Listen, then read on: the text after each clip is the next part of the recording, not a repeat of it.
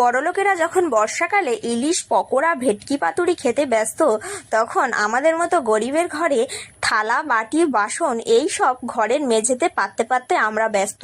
সকালবেলা ঘুম থেকে উঠে দেখি চারিদিকে জল হয়ে গেছে, প্রায় ভোরবেলায় বৃষ্টিটা এসছে।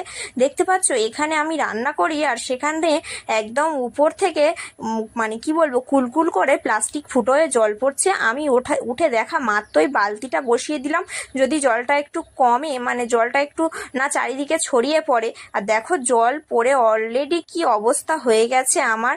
এদিকে আমার উনানও ভিজে গিয়েছে, জ্বালানগুলো ভাগ্যিস তুলে রেখেছিলাম। দেখতে পাচ্ছ উনান একদম ভিজে জাব হয়ে গেছে। আর আজকের কিসে রান্না করব সেটাও জানি না। এই যে তোলা উনুনটা রান্না করতাম, কাল রান্না করতে করতে সেটাও একদম ভেঙে শেষ হয়ে গেছে। আজকের গ্যাসে রান্না করব ভাবছি, আবার এই বর্ষাকালে গ্যাসও ফুরিয়ে আসছে, তখন ছেলের খাবার করাও প্রচুর সমস্যা হয়ে যাবে। আর এখানে কি করব আমি